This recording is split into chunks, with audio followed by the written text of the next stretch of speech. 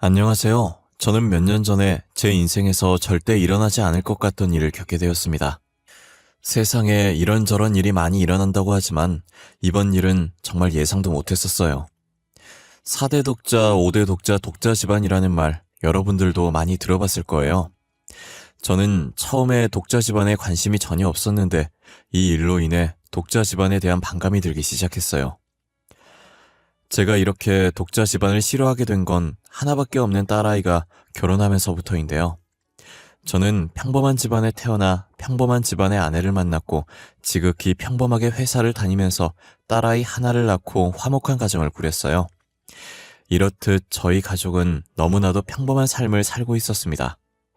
아내와 제가 제일 행복했던 순간은 딸아이가 처음 말을 시작했을 때였어요.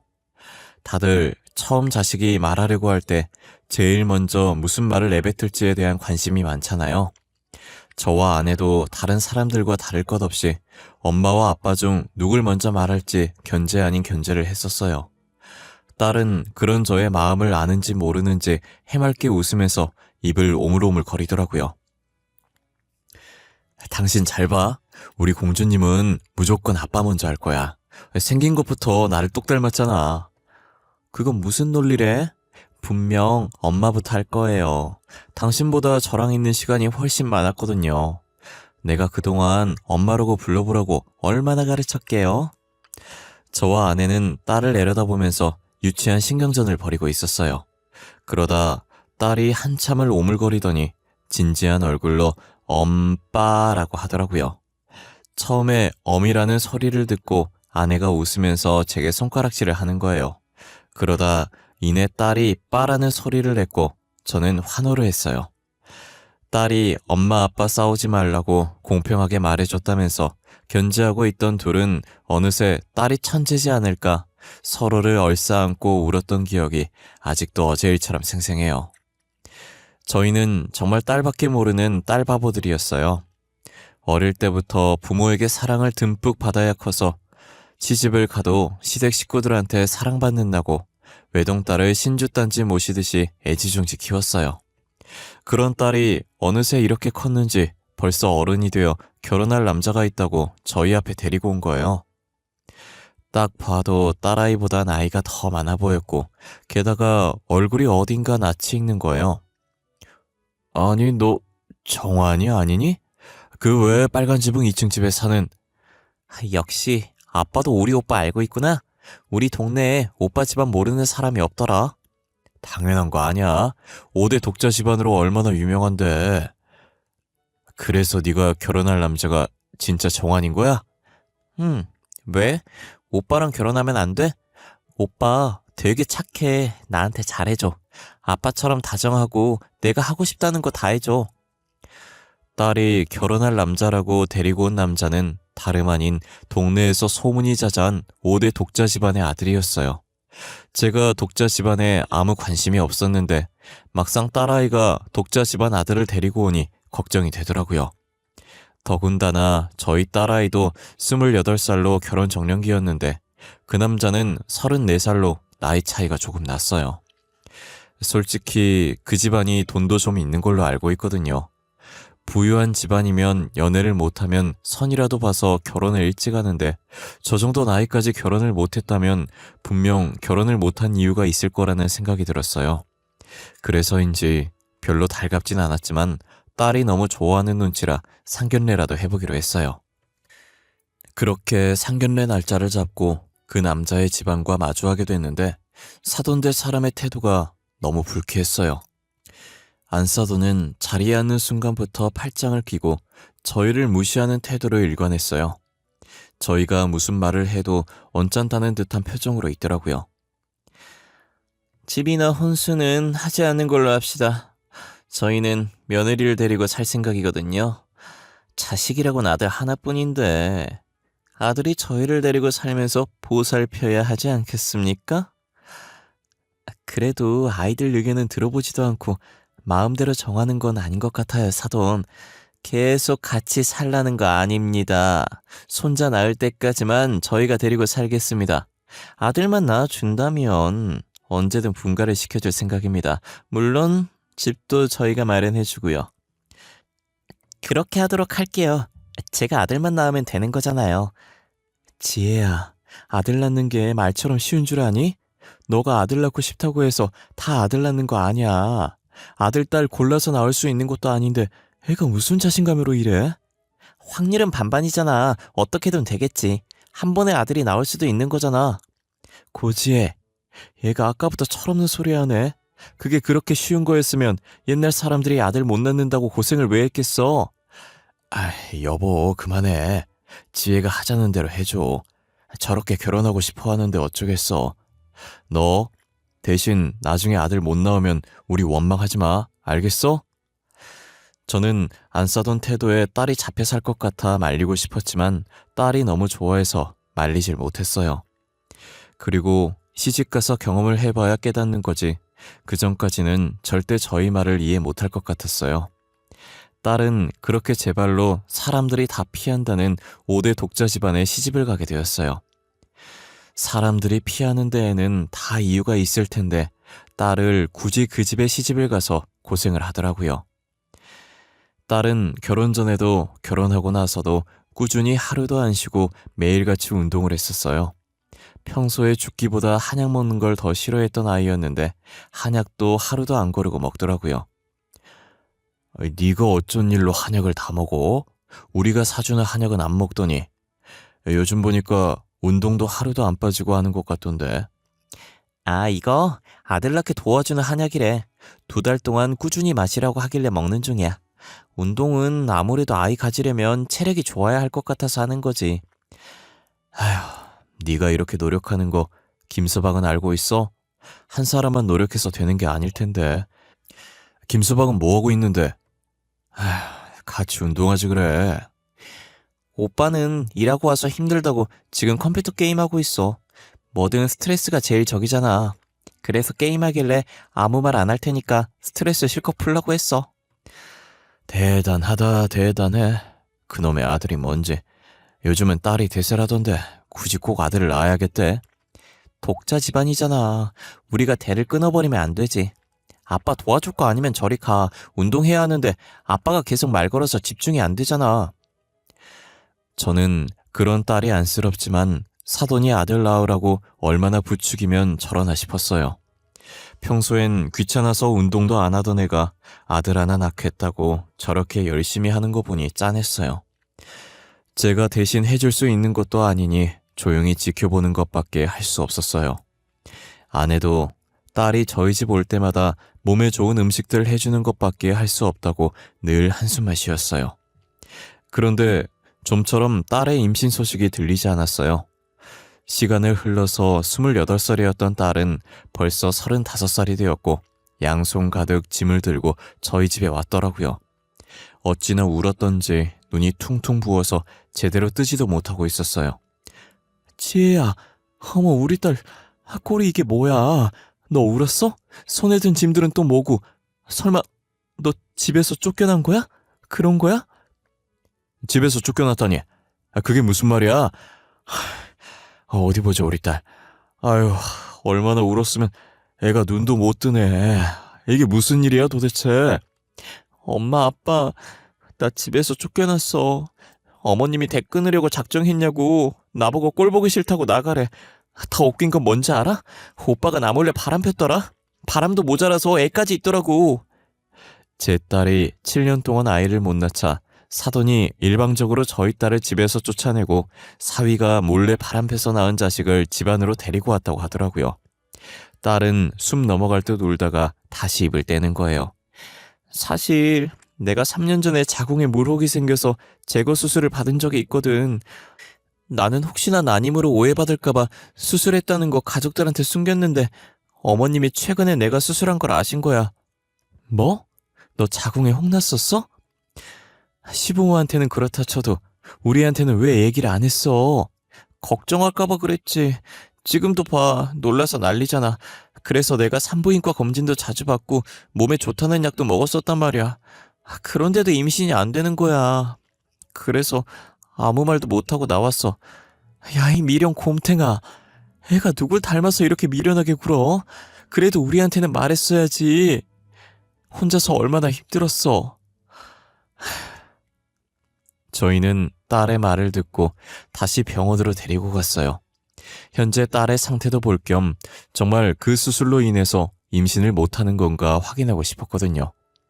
만약 딸에게 문제가 없다면 당장이라도 그 집구석 찾아가서 뒤집어 엎을 심산이었어요. 안 간다고 뻗팅길 줄 알았는데 딸도 순순히 저희 손에 이끌려서 병원에 가더라고요. 딸이 검사가 끝났는지 옷을 여미며 나오고 있었고 저희는 앞에서 결과가 나오길 기다리고 있었어요. 고지혜 씨?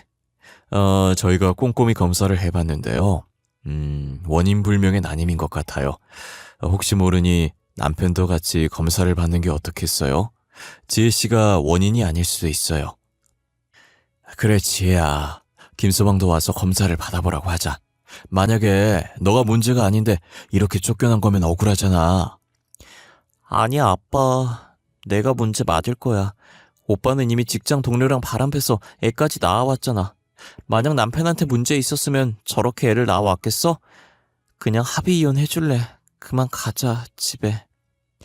딸은 사위가 바람 펴서 애까지 낳았는데 무슨 문제가 있겠냐고 자신이 문제인 것 같다면서 스스로 합의 이혼을 해주겠다고 했어요. 딸이 시댁에서 쫓겨나고 거의 강제로 합의 이혼을 해준 후 상간녀를 아예 시댁에 끌어들였더라고요. 동네가 좁으니 동네 사람들이 하는 얘기가 들려서 알고 싶지 않아도 그 집안 소식을 듣게 됐어요.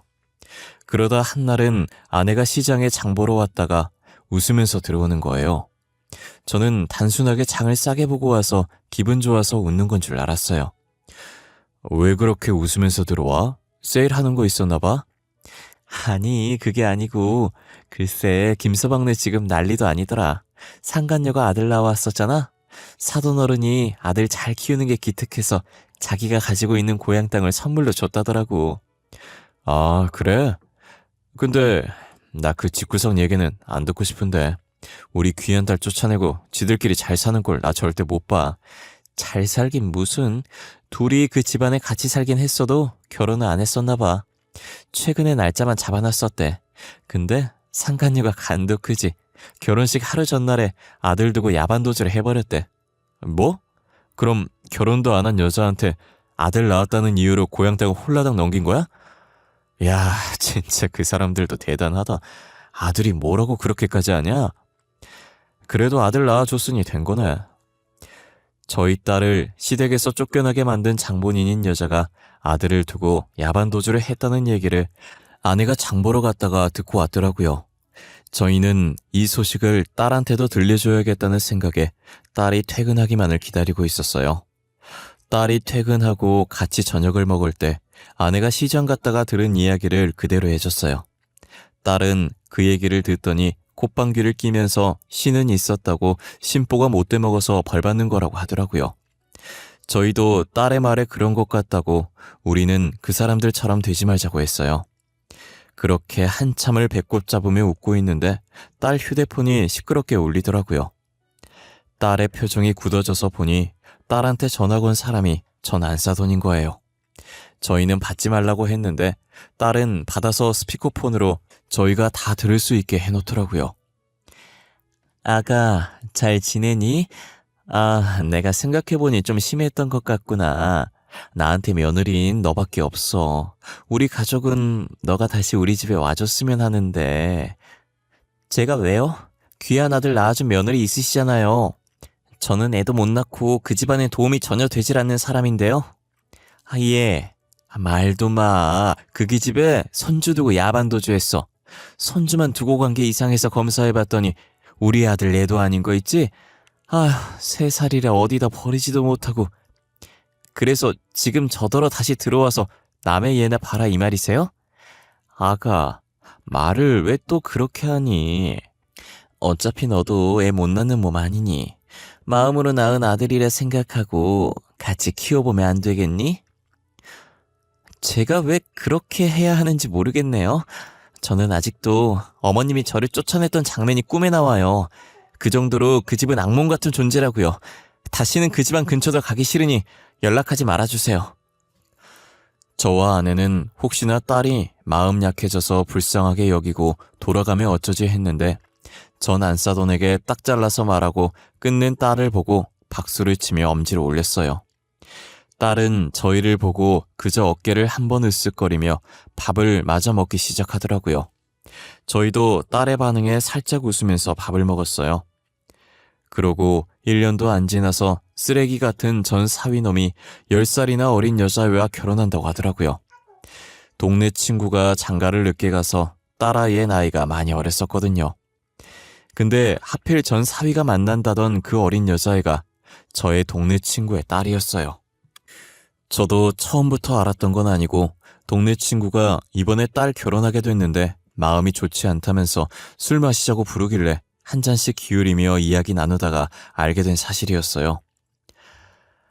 에휴, 우리 딸이 언제 그렇게 컸을까? 키 요만해서 아빠 하던 게 엊그제 같은데 너도 딸 시집 보낼 때 이런 기분이었냐? 나 진짜 눈물 날 것 같아. 그렇지. 마음이 허한 게 세상이 무너지는 기분이었어. 결혼을 또 잘했으면 몰라. 애 못 낳는다고 시댁에서 쫓겨나기도 하고. 아휴, 요즘도 저렇게 아들의 목숨 거는 집안 처음 봐. 아, 우리 딸이 결혼하는 집안도 아들의 목숨 걸던데. 그쪽 집안에서 꼭 친손주 낳아야 한다면서 결혼 전부터 딸을 불러들여서 물심양면으로 돕더라고. 그런 집안이 은근 많나 보네. 우리 딸만 유별난 곳에 시집 보낸 줄 알았더니 너네 딸도 어마어마한 집안에 시집 가나 보다. 5대라고 했나? 여튼 독자 집안이래. 그래서 아들의 목숨을 거는 것 같더라고. 그놈이 뭐가 그리 좋다고 임신까지 덜컥 했는지. 그래서 애 낳는다고 결혼을 이제 해. 뭐? 5대 독자 집안이라고? 설마 사위 될 사람 이름이 김수혁은 아니지? 그랬던 것 같은데. 근데 우리 사위 이름을 네가 어떻게 알고 있냐? 우리 딸내미 결혼하는 것도 내가 말해줘서 한 양반이? 야, 그 결혼 당장 취소해. 절대 하지 마. 네 딸 내 아들이면 차라리 그 집에 아들 버리고 나오라 그래. 동네 친구가 5대 독자라고 하는 말에 설마 하는 마음으로 사위 이름을 말했더니 역시나 친구가 딸을 그 집안에 시집 보내는 거더라고요. 저는 절대 안 된다고 결혼 당장 취소하라고 말했어요. 야, 네가 뭔데 우리 딸 결혼을 하라 마라 그러냐? 우리 사이랑 아는 사이야? 우리 딸이랑 결혼했던 놈이 그 놈이야. 너 당장 결혼 취소해. 딸내미 고생 안 시키고 싶으면 취소하라니까. 아휴, 냅둬. 지가 좋다는데 어쩌겠어. 이미 애까지 생긴 마당에. 지도 한번 겪어봐야 정신 차리지. 내가 백날 말해봤자 내 말은 죽어도 안 들어. 자식이 다 그런 거 아니겠어? 동네 친구 말을 듣는데 10년 전 저를 보는 듯한 느낌이었어요. 생각해보니 저희 딸도 제 말은 죽어라 안 듣고 자기 하고 싶은 대로 했었거든요. 친구 말도 맞는 말이라 더 이상 말리지도 못하고 답답한 마음에 술을 입에 때려 넣었어요. 그래도 딸이 아들 낳아서 그런지 아직까진 시댁에서 엄청 잘해주는 것 같더라. 우리 딸이 낳은 애가 아들인 거 확인하더니 신혼집도 공동명의로 만들어주더라니까. 대체 아들이 뭐라고 그렇게까지 목숨을 거는 건지. 솔직히 김씨인 사람이 얼마나 많은데 본관 같은 사람도 많을 거 아니야. 그 사람들 중에 누구라도 대 이어주지 않겠냐고. 그러거나 말이다. 지금이 어떤 시대인데 아직까지 아들 딸 따지고 있는지. 전 사위네는 아들 낳아준 3번째 며느리 덕분에 집안에 축제가 열린 것 같더라고요. 그렇게 친손주 타령을 하더니 바람대로 친손주 봤으니 지금 얼마나 기분이 좋겠어요. 이제 안동 김씨 집안의 대를 이을 수 있게 됐으니 세상을 다 가진 기분이지 않겠어요. 저는 전 사위네가 잘 사는 꼴을 보니 너무 배가 아팠어요. 동네 친구도 제 딸이 어떻게 쫓겨났는지 아니까 걱정을 하는 것 같더라고요. 언제 전 안 싸더니 돌변해서 애 놓고 나가라고 할지 모르는 노릇이니까요. 동네 친구는 자신의 얘기에 공감해줄 수 있는 사람이 저밖에 없으니 저와 같이 술을 마시며 종종 고민 상담을 하곤 했어요. 그날도 어김없이 동네 친구는 제게 하소연 아니 하소연을 했고 저는 가만히 들어주고 있었어요. 그런데 갑자기 저희가 있던 횟집에 전 안 싸돈이 들어오는 거예요. 그러더니 저희 쪽으로 다가와서 전 안 싸돈의 멱살을 잡고 흔들기 시작하더라고요. 당신도 알고 있었지? 당신 딸이 낳은 아들, 우리 아들 애 아닌 거. 당신도 알고 있었잖아. 우리 재산 빼돌리려고 일부러 우리 아들애인 척하고 결혼한 거 아니야? 그게 무슨 말이에요? 에? 김서방 아들이 아니라뇨? 내가 당한 게 있어서 혹시나 싶은 마음에 유전자 검사 해봤더니 며느리랑은 친자가 일치하는데 우리 아들이랑은 친자 관계가 성립되지 않는다잖아. 아이, 안사돈, 저는 모르는 일입니다. 제가 뭘 알겠습니까? 어머님, 그만하세요. 이 손 놓고 말씀하시라고요. 저희 아빠는 아무 잘못 없어요. 저도 그 애가 수혁 오빠 아들인 줄 알았다고요. 애 아빠가 누군지 몰랐는데 말이 돼? 얼마나 싸게 놀았으면 누구 앤지도 모르는 거야? 너 신혼집으로 해줬던 거 당장 토해내. 알겠어? 전 안사돈의 등장으로 술집은 난장판이 되어버렸어요. 우연찮게 옆에 있어서 안 듣고 싶어도 듣게 됐는데 들어보니 참 가관이더라고요. 그 집안은 아들을 결혼시키면 안 되는 팔자인가 봐요. 세 번째 며느리가 친손자 낳았다고 좋아하더니 결국 그 며느리가 낳은 아들도 친손자가 아니었던 거예요. 세 번째 며느리가 만나던 남자친구가 있었는데 싸우고 헤어져서 홧김에 전 사위를 만난 모양이에요. 그러다가 임신을 하게 됐는데 시기가 비슷하기도 하고 현재 만나고 있는 사람은 전 사위니까 당연히 전 사위의 아이라고 생각했던 거고요. 전 안 싸더니 처음에 친손자라며 이뻐했는데 돌이 지날 때쯤 문득 의심이 들더랍니다. 저번에도 자신의 친손자가 아니었는데 이번에도 아니면 어쩌나 하는 생각이 들었다더라고요. 그래서 전 안 싸더니 아들과 며느리 몰래 친정검사를 했던 거였어요. 그 손자마저도 며느리와는 일치하는데 아들과는 불일치했던 거예요.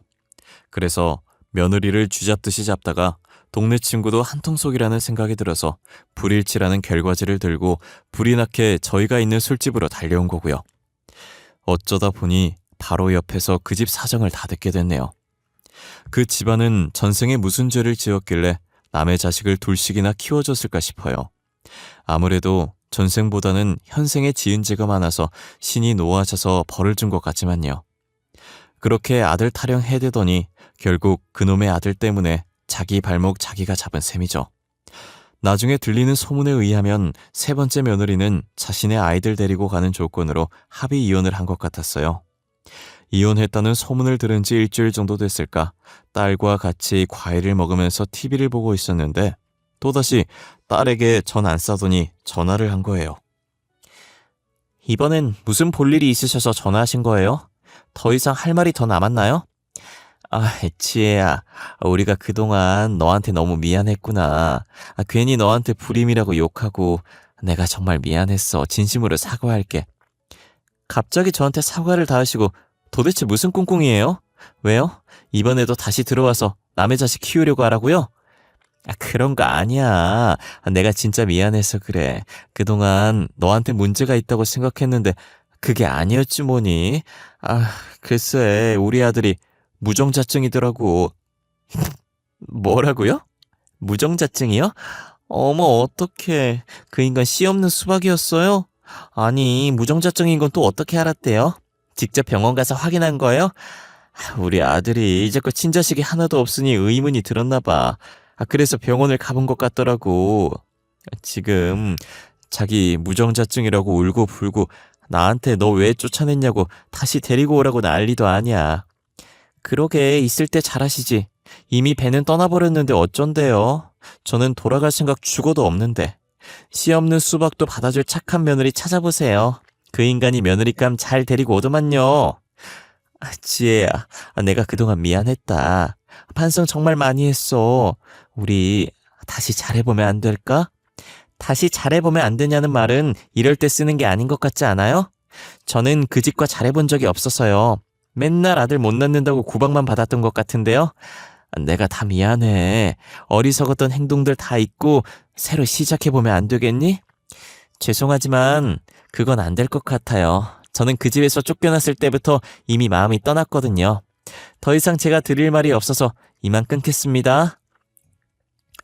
전 안사도는 염치도 없이 계속 저희 딸에게 잘해보자고 연락을 하더라고요. 잘해준 적이 없는데 도대체 뭘 다시 잘해보자는 거냐며 딸은 휴대전화를 신경질적으로 던졌어요. 한동안 연락 안 오는 것 같더니 이젠 전 사위놈한테 연락이 온 거예요. 아주 쌍으로 돌아가면서 저희 딸을 괴롭히고 있었어요. 저희 딸이 또 이번엔 무슨 말을 하나 보자고 전화를 받았는데 전 사위가 어찌나 울던지 치가 떨려서 옆에서 듣는 제가 다 몸이 떨렸어요. 아이, 지혜야, 아이, 우리 잘해보면 안 될까? 어? 나 무정자짱이라고 소문이 나서 장가가긴 글렀어. 우리 둘 다 진심으로 사랑했었잖아. 너보다 사랑할 사람 없어. 진심이야. 기가 막혀서. 야, 적당히 좀 해. 네 엄마가 전화 안 하니까 이제 너냐? 이 여자 저 여자 만난 더러운 몸을 어디다 갖다 붙이려고 해. 야, 꺼져. 나 너랑 다시 만날 생각 없으니까. 지혜야, 무작정 밀어내려고만 하지 말고 다시 생각해봐. 어? 우리 엄마도 너 많이 기다리고 있어. 진짜 미안하대. 어? 후회한대. 계속 그렇게 미안해하고 후회하라 그래. 자기가 지은 죄가 있는데 당연히 그렇게 해야지. 그러지 말고 우리 처음부터 다시 시작하자. 내가 진짜 잘할게. 응? 우리 엄마도 잘해주겠대. 그리고 마음으로 낳은 아들이다 생각하고 얘 우리가 같이 키워보자. 어? 결국엔 애엄마가 놓고 도망간 애를 나한테 키우라는 거잖아. 내가 무료 봉사자니? 남의 애를 왜 나보고 키우래? 나는 남의 애 키울 생각 전혀 없어. 그 애 내 친자식으로 이름 올려서 키우고 있어. 내 자식이나 다름없어. 그게 어떻게 남의 애야. 내 애가 네 애지. 우리 아직 사랑하잖아. 어? 너 혹시 뭐 잘못 먹었니? 아님 나사 하나가 빠진 거야? 아까부터 사랑하긴 뭘 사랑해. 너 사랑 안 해. 진절머리 나. 네 생각만 해도 토 쏠린다고. 진짜 다시는 연락하지 마라. 신고해버릴 테니까. 딸은 전 사위와의 전화가 끝나자마자 전 안사돈과 전 사위의 번호를 차단해버렸어요.